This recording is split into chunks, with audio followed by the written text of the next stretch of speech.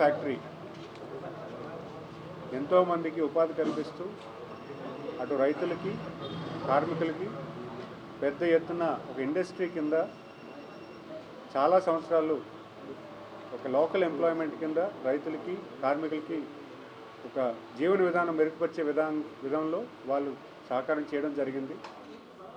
గత తెలుగుదేశం ప్రభుత్వంలో ఆధునీకరణ చేయడానికి 12 కోట్ల రూపాయలు అప్పటి గౌరవ ముఖ్యమంత్రి వర్యులు శ్రీ నారా చంద్రబాబు నాయుడు గారు, ఇప్పుడు ముఖ్యమంత్రి వర్యులు ఆయన 12 కోట్లు శాంక్షన్ చేసి భీమసింగ్ షుగర్ ఫ్యాక్టరీ ఆధునీకరణ చేయమని చెప్పి కోరగా గత ప్రభుత్వంలో ఆధునీకరణ చేస్తామని చెప్పి దాన్ని ముందుకు తీసుకెళ్ళాక ఇండస్ట్రీని మూసివేయడం, ఇండస్ట్రీని మళ్ళీ అంటే ఎగ్జిస్టింగ్ రన్నింగ్ ఇండస్ట్రీస్ని కూడా నడిపించకుండా కంప్లీట్గా ఆఫ్ చేసి ఆధునీకరణ చేస్తాము, మాకు 5 కోట్లు ఇవ్వండి అని 6 కోట్లు ఇవ్వండి అని అప్పటి ముఖ్యమంత్రులు కోరడం కూడా జరిగింది.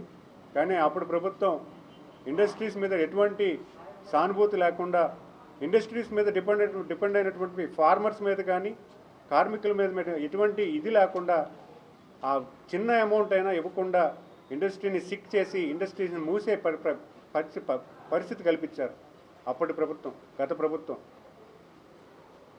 మరి ఇప్పుడు ప్రభుత్వం ఏర్పడిన ఈ 8 మాసాల్లో దానికి ఆల్రెడీ ఏం చేస్తే బాగుంటుంది, మళ్ళీ షుగర్ ఇండస్ట్రీకి ఏ రకంగా మనం చేయాలి, లేకపోతే షుగర్ ఇండస్ట్రీ లేకపోతే ఏం చేస్తే బాగుంటుందని గౌరవ ముఖ్యమంత్రి వాళ్ళు ఆలోచించారు.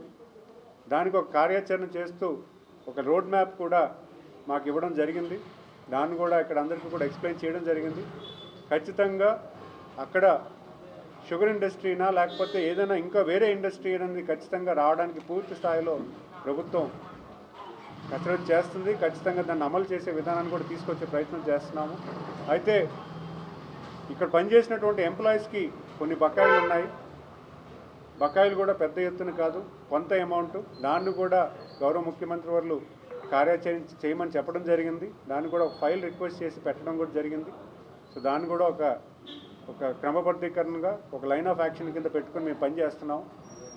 రేపు భవిష్యత్ కాలంలో భీమసింగ్ షుగర్ ఫ్యాక్టరీకి ఏదైతే ఉన్నదో అది ఎంతోమందికి ఎంప్లాయ్మెంట్ క్రియేట్ చేసింది.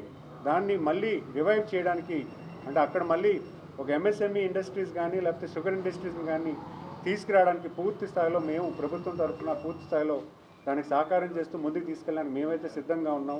ఈ వేదిక ద్వారా కూడా ఇక్కడ వచ్చిన వాళ్ళందరికీ కూడా చెప్తున్నాం, ఈరోజు ఇండస్ట్రీస్ ఒక డైరెక్ట్ అండ్ ఇండైరెక్ట్ ఎంప్లాయ్మెంట్ ఖచ్చితంగా ఉంటుంది, ఒక అగ్రీ బేస్డ్ ఇండస్ట్రీస్.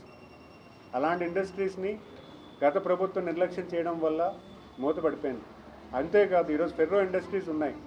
గత ప్రభుత్వంలో ఫెర్రో ఇండస్ట్రీస్కి చాలా తక్కువ రేటు 5 రూపీస్, లెస్ దాన్ 5 రూపీస్కి పవర్ ఇచ్చి ఆ ఇండస్ట్రీస్ రివైవ్ చేసి వాళ్ళందరినీ కూడా హెల్తీ ఇండస్ట్రీస్ కింద గత తెలుగుదేశం ప్రభుత్వం చేస్తే గత ప్రభుత్వం మళ్ళీ పవర్ టారిఫ్ పెంచేసి ఆ ఇండస్ట్రీస్ చాలా వరకు 50-60% ఇండస్ట్రీస్ అన్నీ కూడా మూతపడిపోయేలా చేశాయి. ఈరోజు మళ్ళీ గౌరవ ముఖ్యమంత్రి వాళ్ళు ఆ ఫెర్రో ఇండస్ట్రీస్ని కూడా మళ్ళీ ఎలా రివైవ్ చేయాలనే కార్యాచరణ చేస్తున్నారు.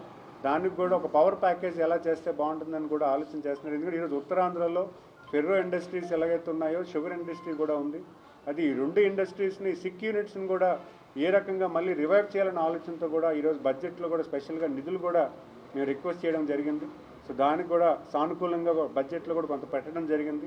ఇవన్నీ ఎందుకు చెప్తున్నానంటే ఖచ్చితంగా రాష్ట్రాన్ని ఎంప్లాయ్మెంటు అలాగే ఫార్మర్స్కి బెనిఫిట్ అయ్యేలాగా గౌరవ ముఖ్యమంత్రి వాళ్ళు పనిచేయడానికి సిద్ధంగా ఉన్నారు. ఆ లైన్ ఆఫ్ యాక్షన్ ప్రజలందరూ కూడా గమనించాలి, దీన్ని ముందుకు తీసుకుపోవాలి. ఈ ప్రభుత్వం ఖచ్చితంగా అందరినీ దృష్టిలో పెట్టుకొని పనిచేయడానికి పూర్తి స్థాయిలో ఉంటుందని తెలియజేస్తున్నాను.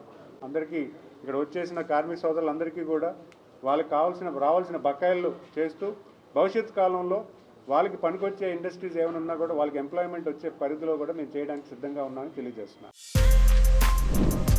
For more videos like this, subscribe Big TV channel.